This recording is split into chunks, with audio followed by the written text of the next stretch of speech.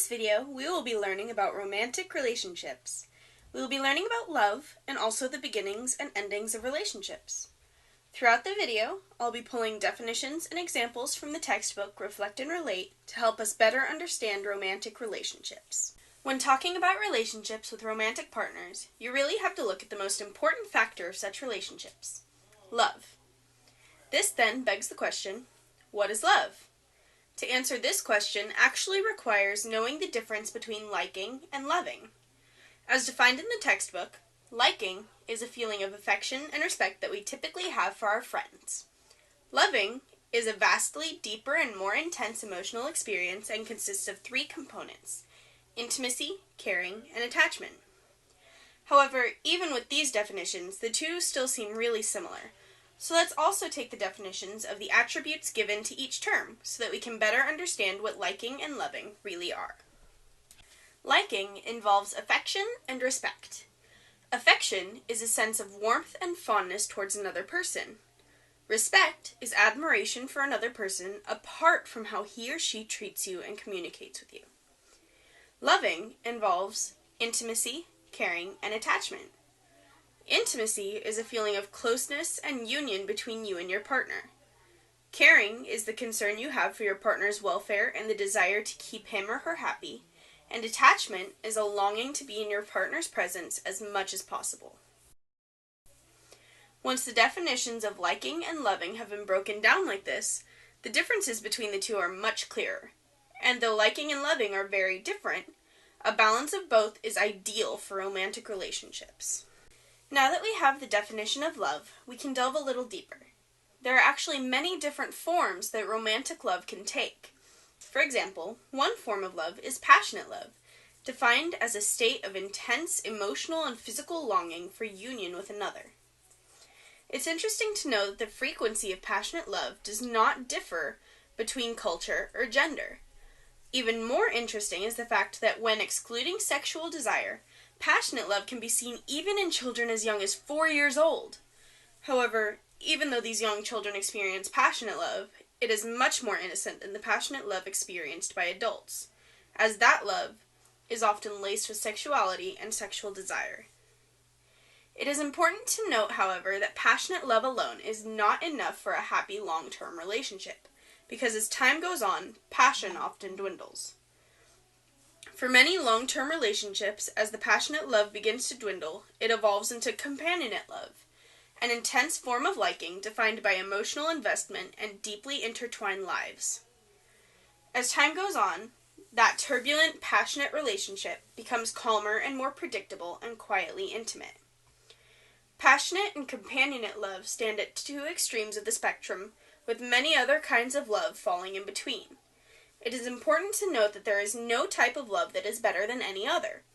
Different couples vary in the different kind of love that works best for them. Now that we have talked about love, we can begin talking about romantic relationships. A romantic relationship is defined as a chosen interpersonal involvement forged through communication in which the participants perceive the bond as romantic. Romantic relationships have 6 elements. First is perception. For a romantic relationship to exist, both partners must perceive their relationship as romantic. For example, if both people believe that their relationship is romantic, they have a romantic relationship. However, if one person perceives the relationship as romantic and the other person doesn't, then they do not have a romantic relationship. Second, we have diversity. While the ages, races, cultures, religions, and sexual orientations differ from couple to couple, the factors that contribute to relationship success is similar regardless of background. So the aspects of a successful relationship between 2 straight people would also be found in a successful gay or lesbian relationship. Third is choice. We choose to enter into romantic relationships, we choose who to enter into relationships with, and we choose whether or not to maintain a relationship. Fourth is commitment, defined as a strong psychological attachment to a partner and an intention to continue the relationship long into the future. Fifth is tension, Within relationships, we often feel competing impulses between ourselves and our feelings toward others, known as relational dialects. There are 3 forms of these dialects: openness versus protection, the decision which things to share with our partners and which things to keep private; autonomy versus connections, the desire to maintain individuality even while seeking a bond with a partner; and novelty versus predictability, looking for the balance between predictability and excitement and change. And finally, we have communication. Romantic relationships are forged and maintained through communication, just like any other relationship. When it comes to romantic relationships, very few people are able to find a lifelong relationship on the first try. As such, most relationships involve not only development, but also deterioration. Relationships move through stages, determined by patterns in communication, thoughts, and feelings as time goes on. Mark Knapp has modeled 10 stages based on these patterns, 5 for coming together and 5 for coming apart. When reviewing the stages of coming together, it is important to remember that they do not necessarily occur in a specific order. Different relationships may find that some stages do not occur, or even occur in a different order than they are listed here. Some relationships may not see any of the stages come to fruition. These are the stages. Initiation. During initiation, you try to show yourself in a positive light while using visual information to determine the attractiveness of a person you've just met. You then might follow this up with an appropriate greeting. Experimenting.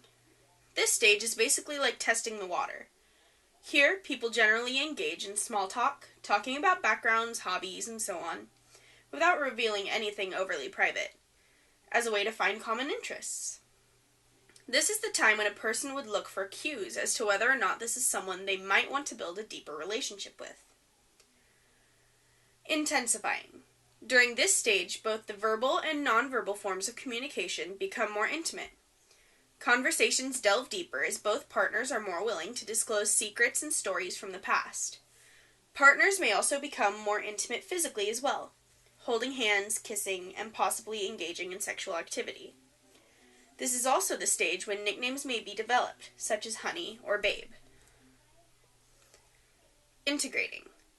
This stage is the stage when 2 people begin to think of themselves not as 2 separate beings, but rather as one entity. During this stage, partners will exchange items, often think of things as being not mine, but ours. And family and friends are likely to begin seeing the couple as a single entity as well, inviting the couple instead of the individual. The last stage is known as bonding. This is a public ritual that announces to the world that 2 people have a commitment to one another. The most obvious of these rituals is marriage. This stage institutionalizes the relationship under the eye of the government and possibly a religious institution. For many relationships, coming together is often followed by coming apart. Coming apart can happen for a variety of reasons. Partners may have grown apart, lost interest, or become abusive. Coming apart happens in stages, just like coming together. The first stage is differentiating. This is when the differences between your partner and yourself dominate your thoughts and cause arguments and disagreement.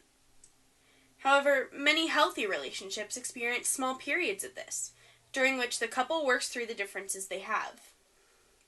Next is circumscribing. This is when differences between partners begin to be ignored, and subjects that could cause arguments are avoided, effectively restricting communication. Then comes stagnating. This is when one or both partners feel that there are no safe subjects left, and communication halts. People don't communicate in this stage because they fear it will only worsen the problems that are already there. Many people will still remain in relationships for months or years because they would rather leave things as they are than attempt to break up or rebuild the relationships. Others simply don't know how to rebuild. Next come the avoiding stage. During this stage, partners will physically distance themselves from their partners, possibly even telling them verbally that they don't want to be around them. The final stage is terminating. The terminating stage is the breakup stage. Oftentimes, 2 people will come together to discuss the relationship from the past to the present, even in the future. There may be accusations or laments during the conversation, and they could come to the decision to either never have contact or simply to end the romantic part of the relationship. So now we've covered everything from love and what it is, to relationships and what they are, and the beginning and endings of those romantic relationships. So I hope you enjoyed this video, and thank you so much for watching. Bye-bye!